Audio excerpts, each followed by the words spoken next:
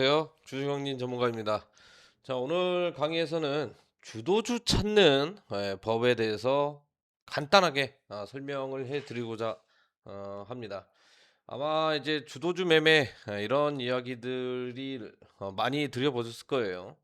중요한 것은 우리가 장 시작을 하고 나서 주도주를 어떻게 찾느냐, 여러 가지 이제 많은 방법들이 존재를 합니다.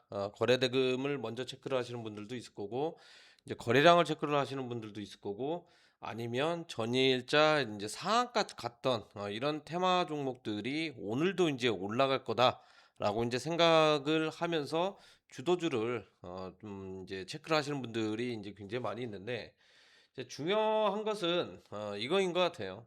음.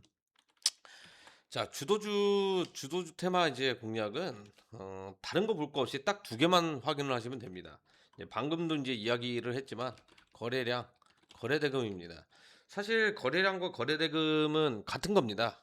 거래량이 풍부해지면 그만큼 거래대금이 많이 이제 늘어나는 거겠죠. 물론 유통되는 물량이 많이 없는 종목들은 거래대금 많이 발생이 되는데 거래량이 작을 수 있습니다. 유통 물량도 이때는 좀 체크를 하셔야 되는데 보편적으로 거래량과 거래대금은 비례한다. 거래량이 높으면 높을수록 거래대금이 많이 발생이 됐다. 이렇게 보시면 좋을 것 같습니다.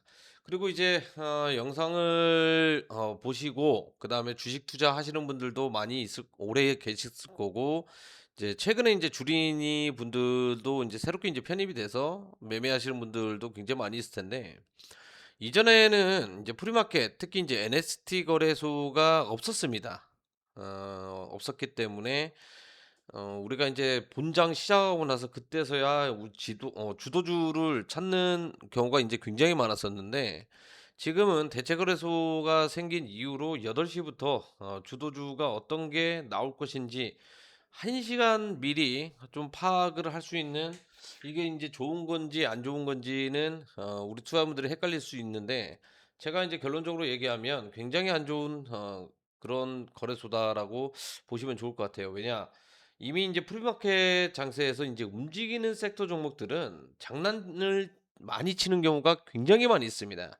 그러면 여기에서 당일에 가장 크게 주도주, 자, 대체거래소 주도주는 물론 거래량도 중요하지만 거래량 대비 자 등락률입니다.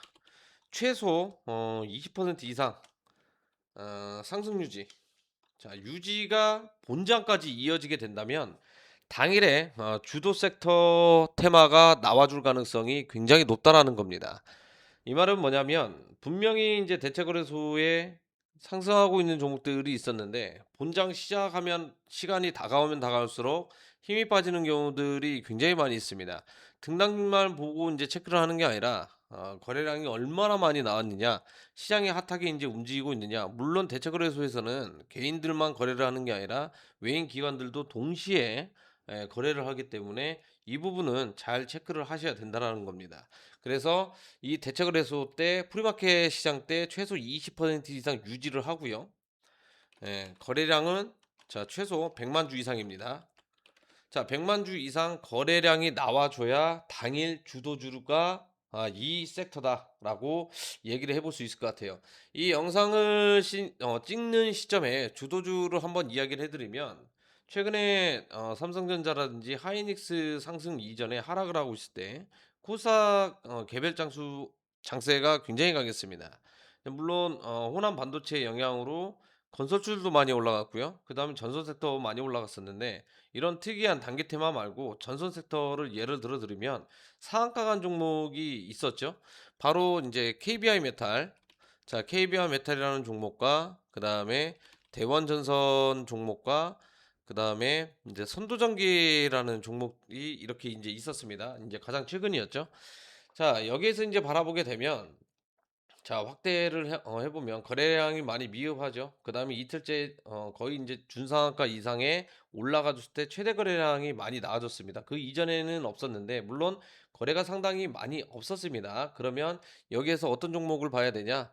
자, 대원전선이라든지 그 다음에 KB와 메탈을 봤을 때 어떤 게 인제 가장 크게 인제 올라갈 것이냐 이게 인제 중요한데, 이때 대장은 사실 따로 있었습니다. 바로 인제 가온전선이라는 종목이 있었는데, 미리서 어느 정도 거래가 인제 동반이 되고요. 상한가까지 인제 안착을 했었죠. 그다음에 연 이틀간의 인제 조정을 거쳤습니다. 그러면서 인제 대장에서 탈락을 하긴 했는데, 물론 대장에서 탈락을 해서 이 종목이 제외가 된 것도 있지만, 이 의미 있는 거래량들을 봐야 된다라는 거예요. 그리고 이 거래량이 터져졌기 때문에 급등이 나와 가지고 상한가에 인제 안착을 했죠.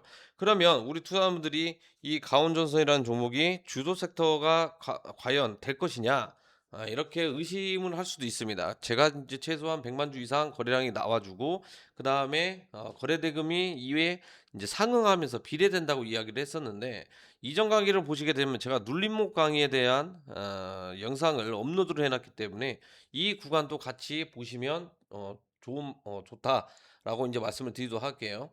이미 인제 급등이 나와 주고 있었을 때 최대 거래량이 지금 현재 많이 발생이 됐습니다. 그러면 우리 투자자분들은 이 눌림목 매매를 진행을 했을 때 시장이 전선 섹터가 대장이다, 그러면 이 급등하고 있을 때 조정 눌림이 나오는 구간은 당연히 들어가야죠. 제가 항상 끊임없이 이야기했을 때 고점과 또는 이제 시가 저점 대비 40에서 60% 가격 회귀가 일어난다고 했습니다. 이게 전형적인 눌림목 매매의 가장 기초적인 거고 기본적인 거라고 이제 보시면 될 것 같아요. 거래량이 이제 증가가 되고 터져졌기 때문에 눌림목 이후에 강하게 이제 상승이 나오고, 이렇게 단타로 들어가서 이제 수익을 낼 수 있는 거고요. 그다음에 고점을 찍고 나서 이제 가격 약세가 흐름이 나와졌죠. 그러면 이 대장으로 이제 탈락이 될 가능성이 굉장히 높은데, 그 뒤에 따라붙는 이등주들 한번 살펴봐야 된다라는 거죠. 자, KB와 메타를 한번 살펴보도록 하겠습니다. 자, 급등이 나와줬을 때 이 종목 같은 경우에는 어떤 흐름이 나왔습니까? 추가적으로 이제 상승이 나오긴 했지만 제대로 수급이 이제 붙거나 이제 그러진 않았죠. 그러면서 시가 부분까지 인제 내려왔다가 이제서야 본격적으로 인제 거래량들이 3차 구간에 붙으면서 저점을 높이면서 올라가고 있죠. 이때만 하더라도 가온전선이 가장 크게 20% 이상 급등이 나와 가지고 그 후발주자가 계속해서 나와 주고 있었는데, 그 두 번째 종목이 KBI 메탈이라는 종목이었습니다. 대표적으로 인제 끼가 많은 종목들 위주로 공략을 해야 우리가 수익을 볼 가능성이 굉장히 높은데, 근데 이런 종목들이 인제 저가를 높이면서 최대 거래량 터져 주고 지금 가격이 안 무너졌죠. 저가를 안 깨는 선에서 올라가고 있기 때문에 눌림목 매매가 이때 인제 진입을 하고 거래량을 상승 동반해서 크게 인제 급등을 나와주는 이런 움직임들, 수익을 챙겨가야 된다라고 설명을 해 드릴 수 있을 것 같아요. 그러면 이 종목 외에도 대원전선이라는 종목을 보도록 하겠습니다. 자, 대원전선도 이틀 전에 많이 올라갔었죠. 예, 올라갔을 때 물론 이 종목 자체가 이제 개파락하면서 올라오긴 했지만, 이런 구간들이 전형적으로 전부 다 눌림목 구간이 출현이 됐다라는 겁니다. 거래량이 지금 1차적으로 가장 크게 터졌죠. 주도 섹터가 있는 상태에서 가온전선이 20% 이상 상승이 나와주고, 그 다음에 최대 거래량이 터져주고 개파락을 했으면 이 종목 자체가 우리는 크게 이제 활용을 해야 되는 거고, 그 다음에 눌림목이 나왔을 때 거래가 계속해서 줄지는 않았어요. 의미 있게 급등이 나왔을 때 대량 거래량을 동반해서 크게 급등이 나와줬기 때문에 눌림목을 공략을 할 때마다 진입을 하시게 되면 수익을 볼 수 있다라는 겁니다. 왜냐? 주도 섹터가 지금 현재 힘이 안 죽고 살아있기 때문에 그렇거든요.